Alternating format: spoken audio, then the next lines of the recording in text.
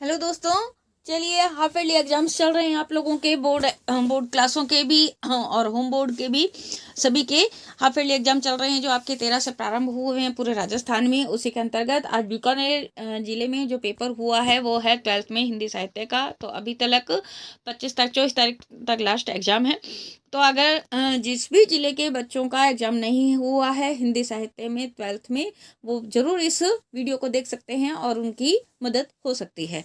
तो देखिए, आपके पास में समय सभी को पता है 2 घंटा 45 मिनट का है, पूर्णांक है 48। सबसे पहला प्रश्न आपके पास में आया है गद्यांश, और गद्यांश के अंदर आपके पास में 5 क्वेश्चन आए हैं एक एक नंबर की। ठीक है, तो इस गद्यांश को आपको ढंग से पढ़ना है और इसका आपको इसमें से ही आंसर्स देने हैं। फिर आते हैं आपके पास में खाली स्थान। खाली स्थान में आपके पास में दूसरा, तीसरा, चौथा, पांचवा, छठा, 6 आपके पास में 5 ही खाली स्थान आए हैं। ठीक है, तो 10 नंबर का ये हो गया आपके पास में। फिर आते हैं बहुविकल्प प्रश्न 7 से 11 तक के, जिसमें देखिए 7वां क्वेश्चन है कमल चंद्रमा का उदय होने पर खिल उठता पंक्ति में कौन सा अलंकार है। जहां शब्द का अर्थ ज्ञान कठिनता से होता है वहां दोष होता है। और फिर 9वां क्वेश्चन कक्षा छठा अध्याय में लेखक कौशाम्बी कब गए थे। ठीक है, और 10वां कौन सी रचना तुलसी की नहीं है। रूप सिंह अपने गांव कितने वर्ष बाद आया। तो ये हो गए आपके पास में MCQs। उसके बाद में आपके पास में 12 से 16 क्वेश्चन आते हैं, यानी कि 5 ही आपके पास में आते हैं, सत्य और असत्य। लिखना बहुत शॉर्ट हो चुका है आपके पेपर में, इसीलिए आधा घंटा कम किया है। ये हो गया आपके पास में एक एक नंबर के। उसके बाद में आपके पास में आते हैं 50 शब्दों में जो प्रश्नों के उत्तर देने हैं वो हैं 2-2 नंबर के। तो ये आपके पास में 17, 18, 19, 20, 17 से लेकर के 23 तक के ये क्वेश्चन है आपके पास में 2-2 नंबर के। ठीक है, फिर आते हैं आपके पास में निम्न पद्यांश की सप्रसंग व्याख्या करनी है। ये है आपके पास में व्याख्या, ये 3 नंबर की। तो सप्रसंग यानी कि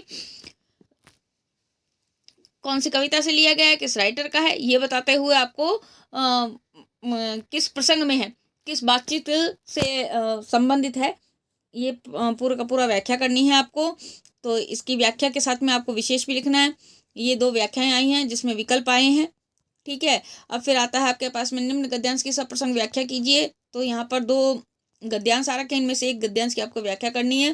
फिर 26 नंबर क्वेश्चन है आपके पास में, 4 नंबर का बड़ा क्वेश्चन है, और जिसमें भी आपके पास में 2 विकल्प दे रखे हैं। कार्नेलिया का गीत कविता के आधार पर भारत की प्रमुख प्राकृतिक और सांस्कृतिक विशेषताओं पर प्रकाश डालिए। गीत गाने दो मुझे कविता का सार अपने शब्दों में लिखिए।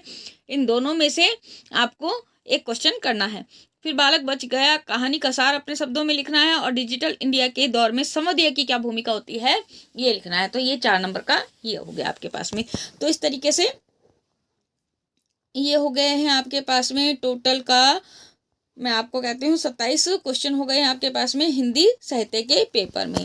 तो बच्चों, ये जो है आपके पास में बीकानेर जो जिले में आज आयोजित हुई है क्लास 12th का, उसका पेपर है। तो अगर आप लोगों के जिले में अभी तक हिंदी साहित्य का पेपर नहीं हुआ है तो आप जरूर इसको देख सकते हैं, और बोर्ड एग्जाम्स के लिए भी इनके इसके अंदर से कुछ क्वेश्चन आप ले सकते हैं कि ये क्वेश्चन आप तैयार कीजिए। मे भी हो सकता है कि क्वेश्चन कोई ना कोई आ जाए। ठीक है, तो आज का वीडियो कैसा लगा? अच्छा लगा तो प्लीज़ लाइक, कमेंट और शेयर करना ना भूलें। चैनल को भी सब्सक्राइब करना ना भूलें। धन्यवाद, नमस्कार।